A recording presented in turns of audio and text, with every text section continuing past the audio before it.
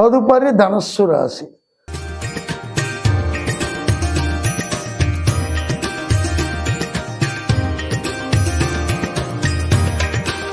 మూల 1, 2, 3, 4 పాదములు, పూర్వాషాఢ 1, 2, 3, 4 పాదములు, ఉత్తరాషాఢ 1 పాదము కలిసి మనకి ధనస్సు రాశి.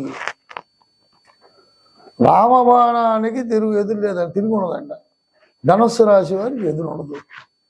రామబాణం ఎంత గొప్పదో ధనస్సు రాశి కూడా ఉన్నవాళ్ళు అంత ఖచ్చితమైన రాశి ధనస్సు రాశి అని లెక్క. ఆదాయం 11, వ్యయం 5. ఎంత బాగుందండి వేషగా. ఆదాయం 11, వ్యయం 5. రాజ్యపూజ్యం 7, అవమానం 5. రాజ్యపూజ్యం 7, అవమానం 5. ఆదాయం 11, వ్యయం 5, రాజ్యపూజ్యం 7, అవమానం 5. అయితే మొత్తం ఇది రాశి వారికి ధనస్సు రాశి అంటే పట్టుదల అనేటువంటి రాశి. రామబాణం తిరుగుంటుందా? రామబాణం తిరుగుండదు కదా.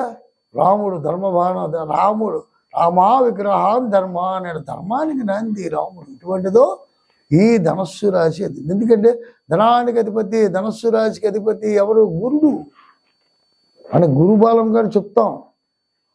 ధనబలానికైనా గురుడు కావాలి, విద్యాబలంకైనా గురుడు కావాలి. గురుబలం లేని రాశి ఎందుకంటే వేస్తే గుడ్డు రాశి. ధనస్సు రాశిలో ఉన్నటువంటి గురుడికి మంచి ప్రాముఖ్యత. 6వ ఇంట్లోకి వెళ్ళిన తర్వాత ఎప్పుడైతే వృషభంలో గురుడు ప్రవేశిస్తాడో అక్కడి నుంచి ధనస్సు రాశికి ఈ సంవత్సరం చాలా బాగుందని చెప్పవచ్చు.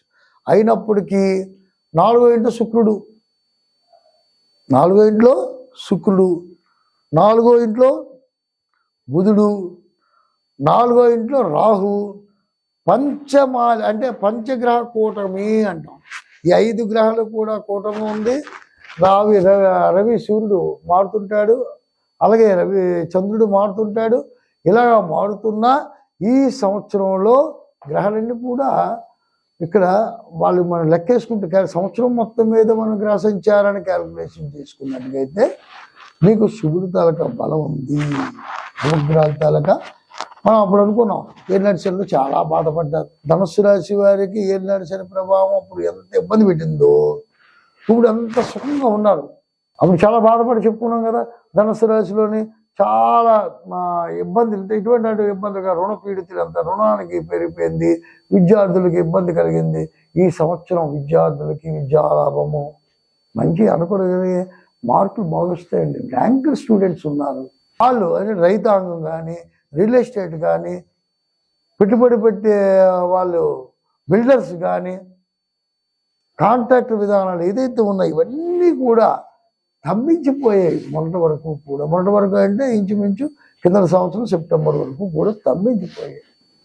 ఈ చైత్రమాసం నుంచి అవన్నీ కూడా ఎలా ఉందంటే వాళ్ళకున్న ప్రాబ్లమ్స్ అన్నీ కూడా ఒకటి తగ్గిపోతున్నాయి. మంచి డెవలప్మెంట్లో వస్తుంది. భూమిని పట్టుకొని జీవించే వాళ్ళు ఎవరు? రైతులు. ఆ రైతులకు కూడా నష్టం వాటిల్లకుండా ఉంటుంది ఈ సంవత్సరము.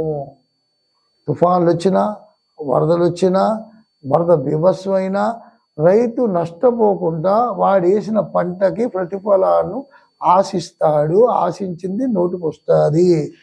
అప్పు చేసింది తీరుతుంది. రుణ పీడితులకు కూడా ఉపశమనం కలుగుతుంది. ఎర్ర పంట కలిసి వస్తుంది. వీళ్ళకి ఏమో ధాన్యంలో ఉన్నటువంటి రైతు పత్తి పంట కూడా ఆ మధ్యన దెబ్బతిన్నారు. లాభం వచ్చింది. తర్వాత లాభదాయకంగానే ఉంది పత్తి పంట కూడా. అది కూడా బాగానే ఉంది. చిరుధాన్యాలు పండించే వాళ్ళకి బాగుంది, మిర్చి పండించే వాళ్ళకి బాగుంది, వరి పండించే వాళ్ళకి బాగుంది. మొత్తం మీద వెరసి రైతాంగానికి చాలా బాగుందని చెప్పచ్చు. అయితే విదేశీ ప్రయత్నములు కొన్ని ఇబ్బందికరంగా ఉన్నాయండి. మీకు ఆ మధ్యన విదేశీ ప్రయత్నాలు బాగా కలిసి వచ్చాయి, కానీ వీసా దగ్గర ఇబ్బంది కలుగుతుంది. అక్కడికి వెళ్తే ప్లేస్మెంట్ కూడా దొరకట్లేదు.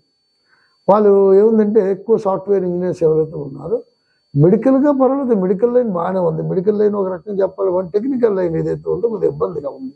టెక్నీషియన్ రైల్వే ఉద్యోగస్తులకి, రైల్వేలో పనిచేసే వాళ్ళకి, ఎందుకంటే కర్మాగారంలో పనిచేసే వాళ్ళకి, ఎనం ముక్కలతో పనిచేసే వాళ్ళకి, టెక్నికల్గా ఏదైతే ఉందో వాళ్ళకి చిన్న ప్రాబ్లమ్స్ ఉన్నాయి, అయినప్పటికీ కూడా పర్వాలేదని అనిపిస్తుంది. అదే వ్యాపారస్తులు బాగుందండి. చిన్న చిన్న వ్యాపారస్తుల దగ్గర నుంచి, చిన్న వ్యాపారస్తుల దగ్గర నుంచి పెద్ద వ్యాపారం.